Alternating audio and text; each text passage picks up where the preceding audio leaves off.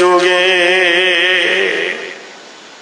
ও আকাশের মালিক, ও জমিনের মালিক, তুমি চিরন্তর অব্যয় অক্ষয়। তোমার ইশারায় চন্দ্র ওঠে, তোমার ইশারায় সূর্য ডোবে, তোমার ইশারায় ফুল ফোটে, সূর্যের শিখরণ ফুলের আসে। তুমি দিন এবং দুনিয়ার মালিক। তোমার সৃষ্টি যদি এত সুন্দর হয়, না জানি তুমি কত সুন্দর। আলহামদুলিল্লাহ বলবেন না? আল্লাহর সৃষ্টি যদি এত সুন্দর হয়, তাহলে আল্লাহ কত সুন্দর। ওম শান্তি সুদেহেরি কল্যাণ নমস্ত হেরি সর্বদা গরিয়সিরি নবস্তাব বায় নিবিনৈতিত্ব কল্যাণ শুভ শান্তি বায়।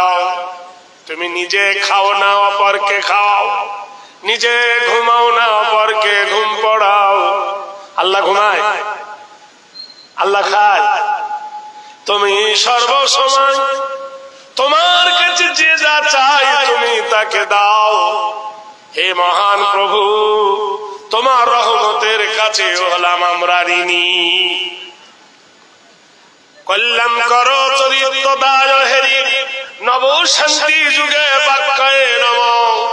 কার চরিত্র ধরলে তোমাকে পাবো, তাই মক্কা শহরের মাটিতে একজন মহামানব পাঠালেন। সত্যম কল্যাণ করো বসুমতী লা ইলাহা ইল্লা হরফ কিপাকরং মুহাম্মাদং পরম পরম পাদম সত্যম মুহাম্মাদুন সুন্দরম। যাতে পথ না ভুলি, মহান আদর্শবান চরিত্রবানকে দিয়ে এমন একজন মহামানবকে পাঠালেন, যিনি খুব লম্বাও ছিলেন না, খুব বেঠেও ছিলেন না, খুব মোটাও ছিলেন না, খুব মিহিও ছিলেন না। বিদায় হজের সময় 1,40,000 সাহাবাদের মধ্যে যখন নবী দাঁড়ালেন আরফার ময়দানে, সবাই তাকিয়ে দেখলেন আল্লাহর নবীর মাথা সবার থেকে উঁচু। সারে উঁচু সে উঁচা সমঝে ও শমশীর সরআসু সে আচ্ছা সারে আসু সে আচ্ছা হামারা নবী। লক্ষ মানুষের সামনে দাঁড়ালে আমার নবীর মাথা উঁচু ছিল। সেই মহান আদর্শবান নবী আমাদেরকে দিয়েছেন। বেশি দূর আপনাদের কাছে যাব না, বেশি ভূমিকা বলতে গেলে সময় চলে যাবে। হেডলাইনের পথে চলবো ইনশাআল্লাহ। কারণ বিশ্ব নবী সাল্লাল্লাহু আলাইহি সাল্লাম মক্কার মাঝে প্রথম ডাক দিলেন। 1 নম্বর ডাক, ইন্নাহু মান ইশরিকু বিল্লাহি ফাকাদ হারামাল্লাহু আলাইহিল জান্নাহ। তোমরা আল্লাহর সঙ্গে কারোর শরীক করিও না, আর আল্লাহর সঙ্গে শিরক করলে তোমরা জুলুম করবে, আর তোমরা জুলুম করলে আল্লাহ তোমাদের জন্য জান্নাত হারাম করে দেবে। নাম্বার 2, তোমরা আল খামরু মদ খেও না। ইন্না হারামাল্লাহু আলাইহিমুর রিবা, তোমরা সুদ খেও না। লা তাকরাবুজ জিনা, ব্যভিচারী করিও না, গীবত করিও না। যারা সুদখোর, মদখোর, জিনাখোর নবীর শত্রু হয়ে গেল। উমাইয়া, আবু জাহেল, উতবা, সাইবা, আবু লাহাব, আবা বিন খালদ, ওলীদ বিন মুগীরা মিটিং ডেকে বলল, বলে মুহাম্মদ রাসূলুল্লাহর আইন যদি চালু হয়ে যায় তাহলে কি হবে? আমাদের শাস্তি নেমে আসবে।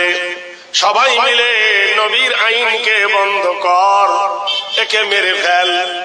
পরিকল্পনা হলো আজ রাতের মধ্যে আল্লাহর নবীকে নিষ্ঠুর ভাবে হত্যা করবে। 65 জন যুবক রাসূলুল্লাহর বাড়ির পাশে পাহারারত, এডাল মডাল উলঙ্গ তরবারি নিয়ে পাহারায় রত নবী হবে, এক কোপে মুন্ডুকে নবীর শিরচ্ছেদ করে দেওয়া হবে। গভীর রাত হয়ে গেছে, আমার আল্লাহ কি বলে শুনুন, ওয়াজআলনাল লাইলা লিবাসা ওয়া নাওমাকুম সুবাতা। আমি রাত তৈরি করেছি অন্ধকারের সাথে, মানুষের চোখে নিদ্রা দিয়েছি আরামের জন্য। ওয়া কামারাম মুনীরা, আর স্নিগ্ধ আলো আমি আকাশে জ্বেলে দিয়েছি। গভীর রাতে নবী আমার ঘুমিয়ে, মহান আল্লাহ ডাক দিয়ে বলেন, ইন্না বাতশা রাব্বিকা লাশাদীদ ইন্নাহু হুয়া ইয়াবদি ওয়া ইউঈদ ওয়া হুয়াল গফুরুল ওয়াদুদ যুল আরশিল মাজিদ ফাআলুল লিমা ইউরিদ। নিশিরাতে মহান আল্লাহ ডাক দিয়ে বলল, জিবরিল রে, আমি বাদশার বাদশাহ, আমি ধীরাজের ধীরাজ, আমি সুলতানের সুলতান। আমি আল্লাহ যা পরিকল্পনা করি, ফাআলুল লিমা ইউরিদ, তাহা কেউ পরিকল্পনা বাতিল করতে পারে না। আমি যাকে ইচ্ছা বাদশাহী দিতে পারি, যাকে ইচ্ছা ফকির করতে পারি। ফাইন্না মাআল উসরি ইসরান, ইন্না মাআল উসরি ইসরা। যখন তোমার সুখ আসবে, দুঃখ লুকিয়ে রয়েছে। যখন তোমার দুঃখ আসবে, সুখ লুকিয়ে রয়েছেন। কিন্তু আমি আল্লাহ ফায়াগফিরু লিমান ইয়াশা ওয়া ইউআযযিবু মান ইয়াশা, আমি আল্লাহ যাকে শান্তি দিই, অশান্তি কেউ করতে পারে না। আর আমি আল্লাহ যাকে আযাব দিই, তাকে শান্তি কেউ এনে দিতে পারে না। পারে? জোরে বলুন। ও পৃথিবীর বাদশা ছিল নমরুদ, একটা মশার কাপড় সহ্য করতে পারেনি। 400 বছর ধরে পৃথিবীর সব ডাক্তার চিকিৎসা করে কিছু করতে পারেছিল? জোরে বলুন। আল্লাহর মার, দুনিয়ার বাপ। গভীর রাতে জিবরিল এসে ডাকলেন, ওঠো ইয়া রাসূলুল্লাহ, চতুর্দিকে আপনার প্রহরী আছে গো নবী। মহান আল্লাহর হুকুম হয়ে গেছেন স্বর্গদপি, মা গরিয়সী জন্মভূমি জানিবেচ্ছ। হে নবী, প্রিয় জন্মভূমি ছেড়ে হিজরত করেন। আল্লাহর নবী নিশিরাতে উঠে দেখেন বাড়ির চতুর্দিকে যুবকরা পাহারায় রত, উলঙ্গ তরবারি নিয়ে আমার উপরে তারা অস্ত্র হানবে। বিশ্ব নবী তাজদারে মদিনা জনাবে রাসূলুল্লাহ এক মুঠো বালি নিলেন, কাকর মিশ্রিত বালি নিয়ে কোরআনের মুকাদ্দাস আয়াত পড়লেন। 12টা মর্তবা নাম যার উপর আছে, আল্লাহু লা ইলাহা। প্রত্যেক ফজরের নামাজের পর আমরা পড়ি না সবাই? এ ভাই পড়ি কিনা? আল্লাহু লা ইলাহা ইল্লাহু আল হাইয়ুল কাইয়্যুম লা তাখুযুহু সিনাতুম ওয়ালা নাওম লাহু মা ফিস সামাওয়াতি ওয়া মা ফিল আরদি। এই বলে বালুর উপরে নবীজি ফুঁক দিয়ে দিলেন, বালুটা উড়ে গেল, বাতাসে উড়ে গেল।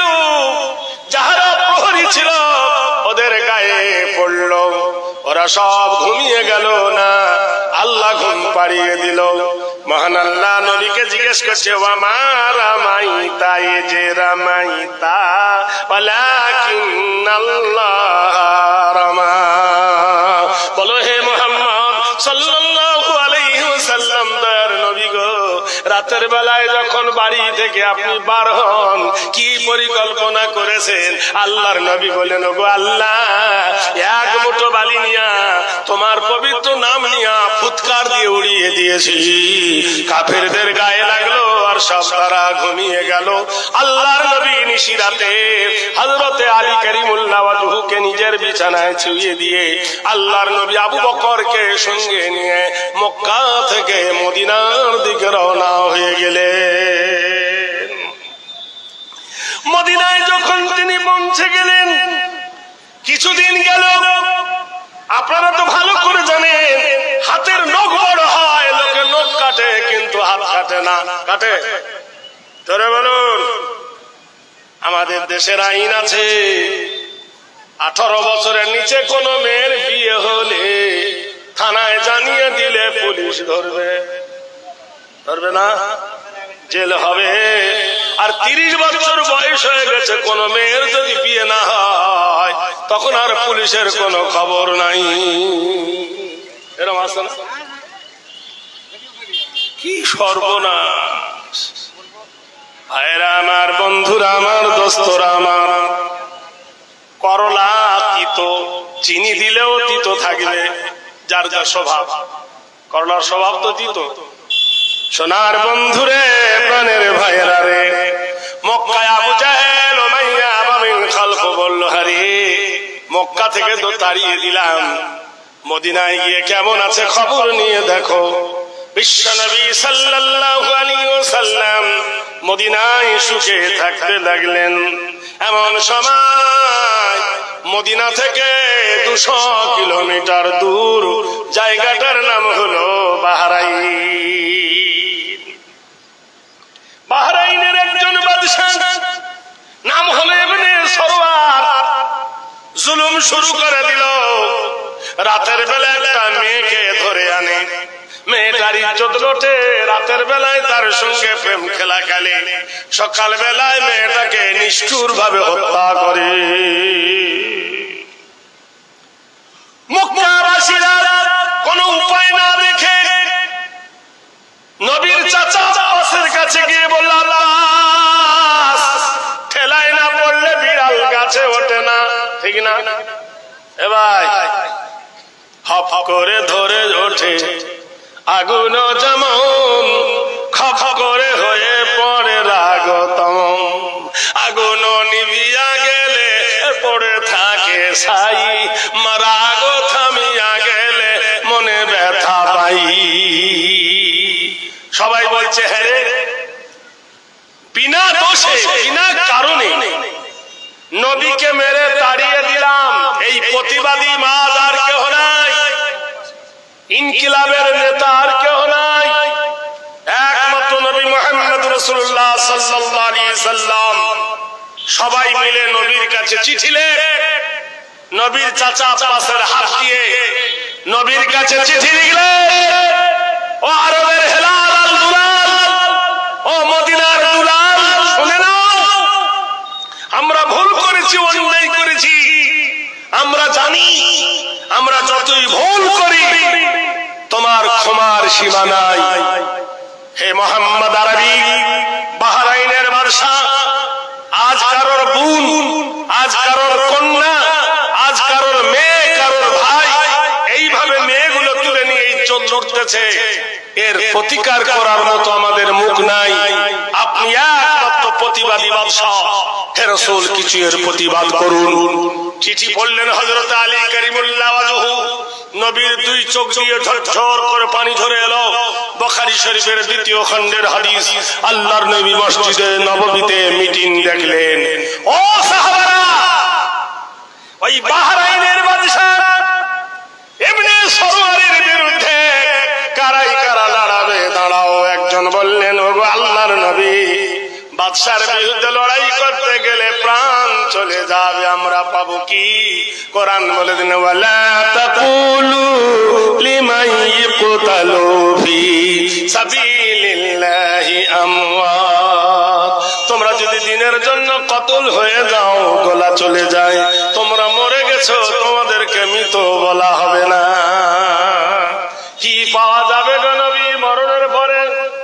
নবী জানিয়ে দিলেন, তোমরা যদি শহীদ হয়ে যাও দিনের কাজের জন্য, ওয়া জান্নাতিল আরদুহা কারবিস সামাওয়াত, আল্লাহ তোমাদেরকে আকাশ এবং জমিন যত বড়, এত বড় একটা জান্নাত দান করবে।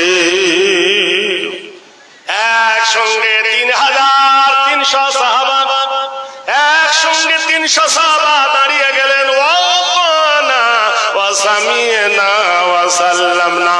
বাহরাইনের বাদশাকে শায়েস্তা করার জন্য আমরা 300 সাহাবা দাঁড়িয়ে গেলাম।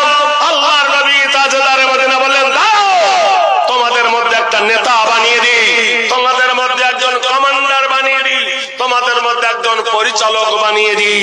সবার মধ্যে সবাই বললেন, আতিউল্লাহ ওয়া আতিউর রাসূল, আমরা আল্লাহ এবং আল্লাহ রাসূলের ইতাআত করি। হে নবী আপনি কাকে বানাবেন বলুন?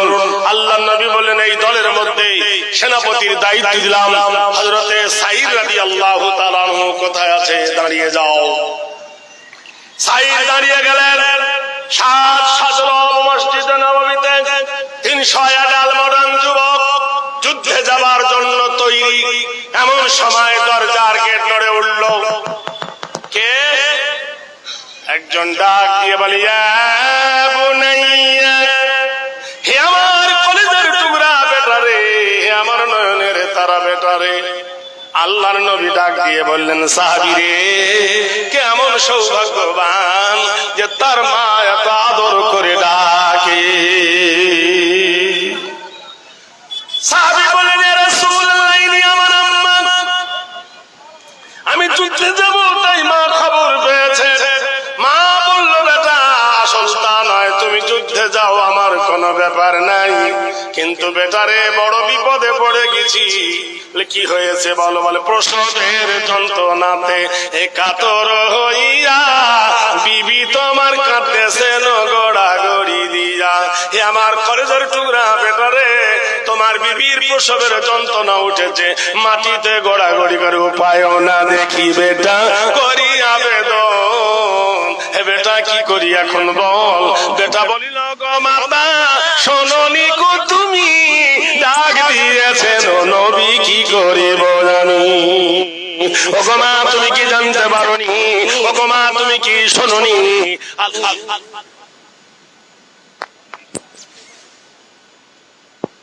ও ভাই মাইক ম্যান, জেনারেটর ম্যান, একটু দেখ ভাই কি হচ্ছে, ডিস্টার্ব হচ্ছে। দেখেন এত ভোর রাতে যদি নৌকা ডুবে যায় তো প্যাসেঞ্জার পালাবে। সাহাবী কহিল, মাতা, এই তোরা উঠছিস কেন? কি হচ্ছে তোদের? শুধু উঠবস করছিস। সাহাবী কই, আরে ভাই জেনারেটর চালাও।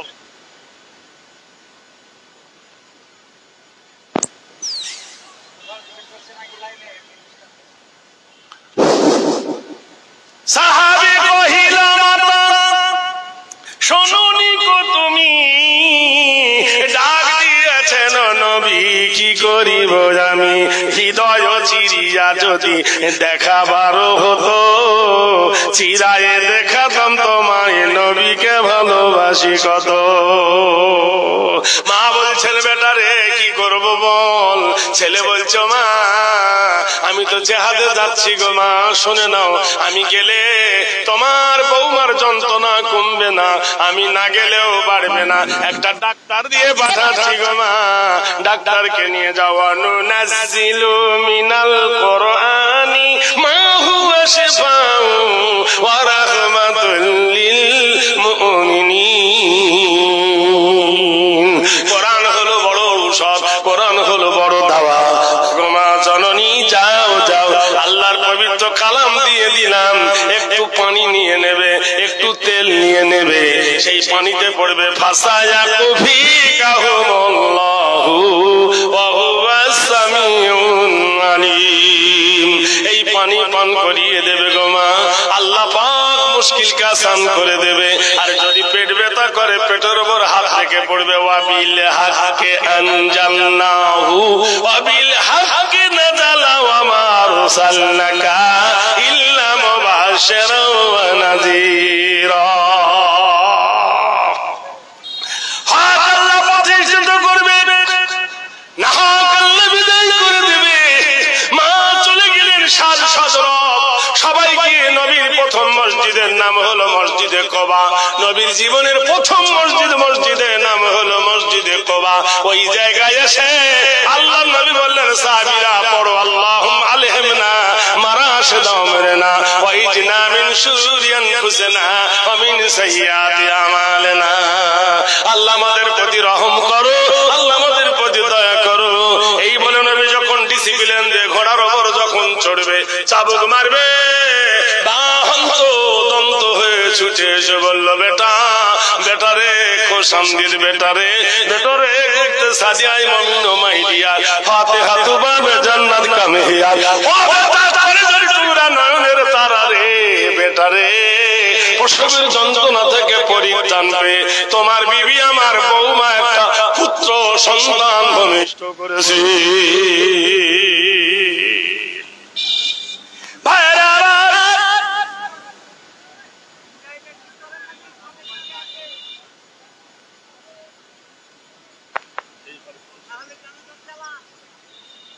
জেনারেটর চালান না গো। হ্যাঁ,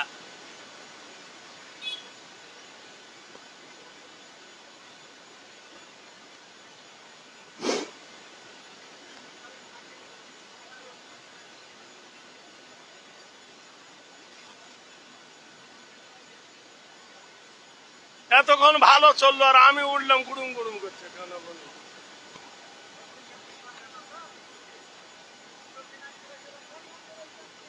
রে ভাই, এই ডাবের দাম বেশি না নারকেলের দাম বেশি? হ্যাঁ, একটা ডাবের দাম 60 টাকা আর একটা নারকেলের দাম 20 টাকা 25 টাকা। তা আমরা সব নারকেল হয়ে গেছি। এ ভাই ডাব আছে বড় ভাই, বুড়ো বয়স আর কত চিল্লাবো? বানরকে পুছিল তোর পাছা কেন লাল, বলে গাছের ডালে বসে বসে হলো এই হাল। জিজ্ঞেস করছে, এই 40-45টা বছর বসছি এই জায়গায়, বসে বসে কেইলে গেছে বুঝলে, আমি জানি। ভাইরা আমার, বন্ধুরা আমার, দোস্তরা আমার, মনোযোগ দিয়ে শোনো। যখন ঘোড়া ছুটলো কোথায়? মরুর তপ্ত বাল্যবর দিয়ে, দুর্গমগিরি কান্তার মরু দুস্সার পারাপার, লঙ্গিতে হবে রাত্রি নিশিতে যাত্রীরা হুঁশিয়ার, ছিড়ি আছে পালকে ধরিবে হাল, এ তুফানে ভারী দিতে হবে পারি, আছে কার হিম্মত। ভাইরা আমার, যুবকরা যখন বাহরাইনে পৌঁছে গেল, বাহরাইনের বাদশার 24,000 সৈন্য, এরা মাত্র কজন? 300। দুই পক্ষে লড়াই শুরু হয়ে গেল, ইমানি লড়াই শুরু হয়ে গেল। দুই পক্ষে যখন বীরের মতো লড়াই শুরু হয়ে গেল, আস্তাইনু বিল্লাহ ওয়া নাতাওয়াক্কালু আলাইহি, নাসরুম মিনাল্লাহি ওয়া ফাতহুন কারীম ওয়া বাশিরিল মুমিনিন। আল্লাহ বলছেন, যখন তোমার জীবন, যখন তোমার জৈবন আল্লাহর উপর শুভে দেবে, মুশকিলটা আসান করে দেবে, বিপদটা আল্লাহ নিকটবর্তী করে দেবে। যখন লড়াই শুরু হয়ে গেল, 100 জন মুজাহিদ শহীদ হয়ে গেল, আবার তার মধ্যে আরেকশো হয়ে গেল। তারপর আসরের পরে আরো 30 জন শহীদ হয়ে গেল, 230 জন মুজাহিদ শহীদ হয়ে গেল। বাহরাইনে সূর্য ডুবে গেল, সাদা পতাকা উঠে গেল, যুদ্ধ বন্ধ হলো, রাত নেমে এলো, অন্ধকার ঘনিয়ে এসেছে। বাদশাহ তার প্রহরীকে বলছে, প্রহরী ওই মুসলমানদের জেলখানায় বন্দি করে খাবার দাও। যখন জেলখানায় গেল, রুটি নিয়ে গোশ নিয়ে যখন বলল তোমরা খেয়ে নাও, মুসলমানরা বলল আমরা খাবো না। বলো কেন? বলে এই গোশ আমরা খাবো না। বলে এটা দুম্বার গোশ, খাও। বললো খাবো না। দুম্বা তো হালাল পশু, কেন খাবে না? ওয়ামা উহিল্লা বিহি লিগাইরিল্লাহ, আল্লাহর নাম ছাড়া কোনো পশু জবে হলে আমাদের মুসলমানের খাওয়া যাবে না। বলে তাহলে রুটি খাও। বলছে না, ইন্নাল মুশরিকুনা নাজাসুন, নিশ্চয় প্রত্যেক মুশরিক হলো নাপাক, এই নাপাকের হাতের খাদ্য আমরা খাবো না। বাদশা বলে, তারে লাল লাল পানি খাও, ওয়াল খামরু, মদ খাওয়া যাবে না। নারায়ে তাকবীর। বাদশা বলছে, দাঁড়া, আমার রুটি খাবি না, আমার গোশ খাবি না, আমার লাল লাল পানি খাবি না, তাহলে তোদের ঈমান হারা করব, তারপর তোদের মারব। রাতের বেলায় 70 জন রমণী, সুন্দর রজনীকে সাজিয়ে জেলখানায় পাঠিয়ে দেওয়া হলো। মুসলমান, কিয়ামত পর্যন্ত ইসলাম সাক্ষী দেয়, কিয়ামত পর্যন্ত ইসলাম সাক্ষী দেয়।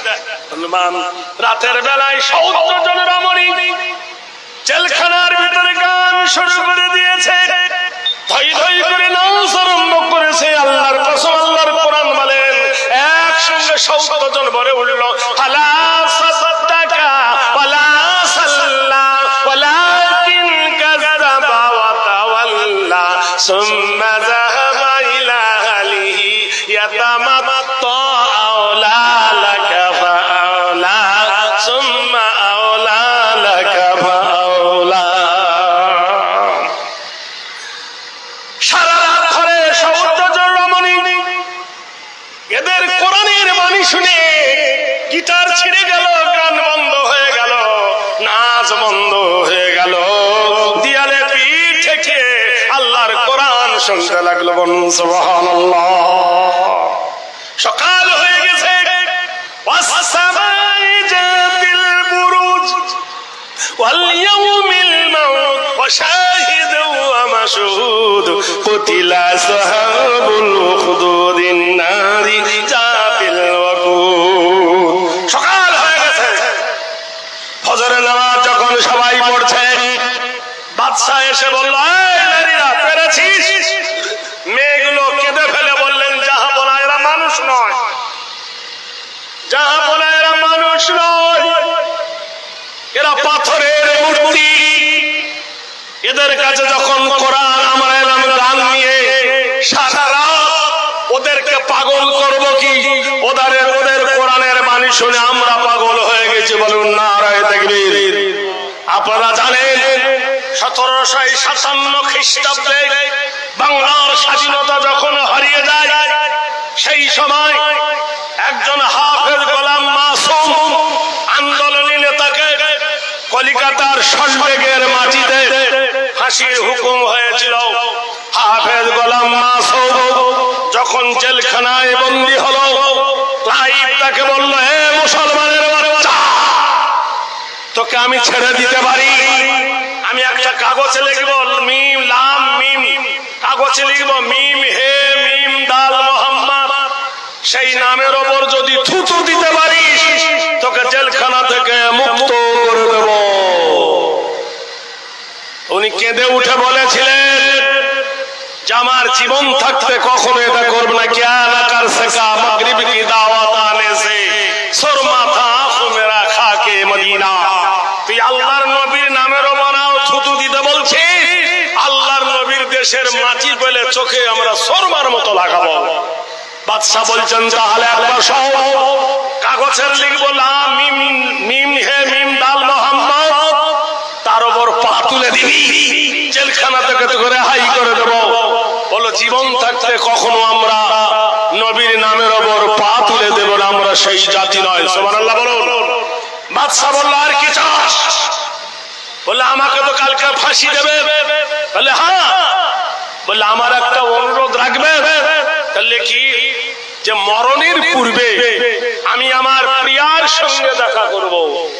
ইংরেজ খাল খাল করে হেসে উঠল, মুসলমান হাফেজে কোরআন, তুমি আবার প্রেম করো নাকি যে প্রিয়ার সঙ্গে দেখবে, মাহবুবার সঙ্গে দেখা করবে? বললে, হ্যাঁ। ছেড়ে দেওয়া হলো।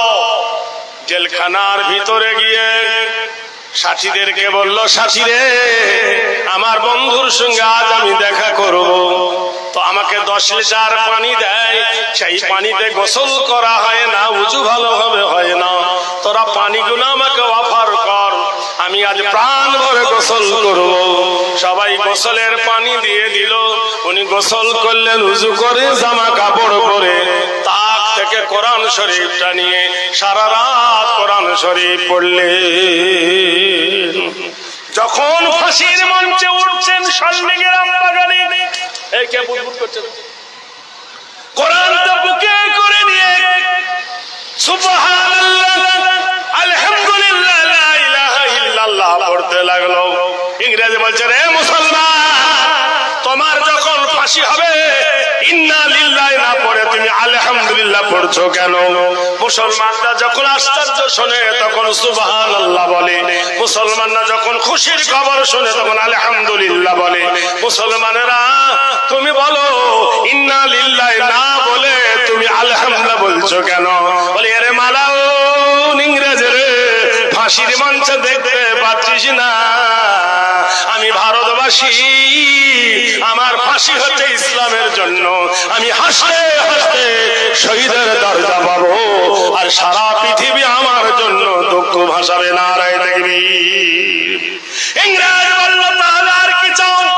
বলে নাম্বার 2, আমার গলায় যখন ফাঁসি হবে আমার জিভ বেরিয়ে যাবে, চোখ বেরিয়ে যাবে, হাত কাজ করবে না, আমার বুক থেকে কোরআন শরীফটা পড়ে যাবে।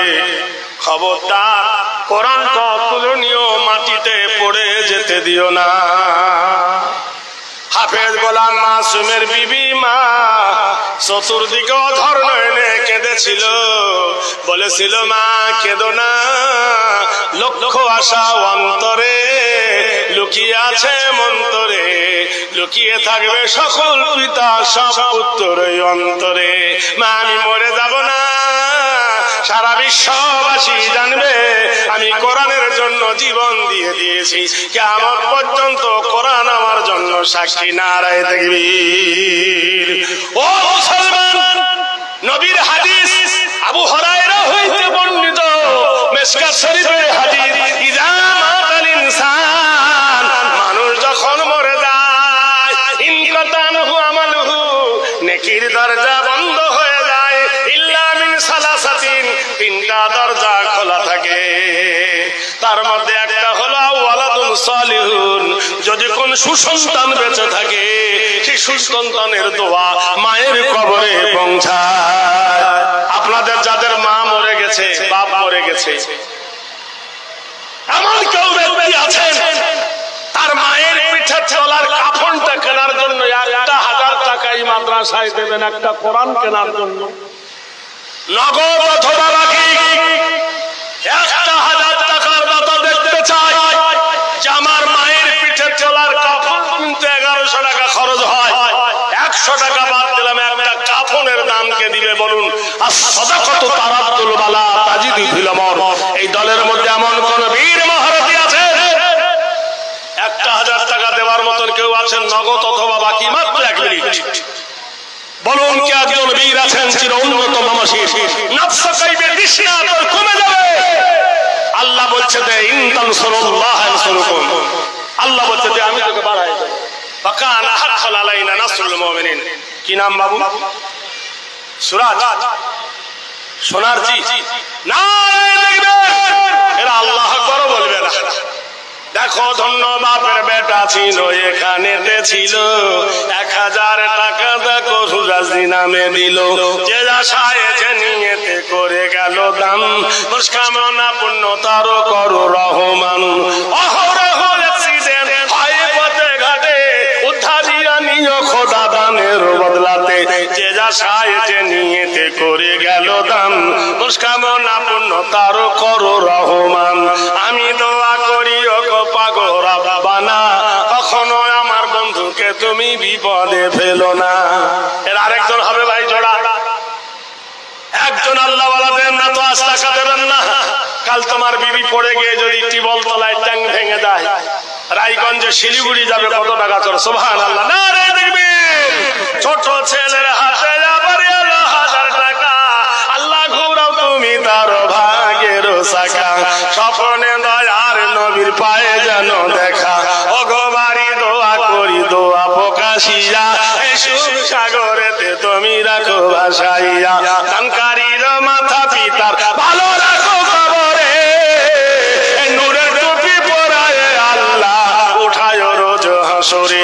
আর একজন হবেন ভাই, 3 বার কুল্লি করো, 3 বার নাক ধো, 3 বার মুখ ধো, 3 বার পা ধো।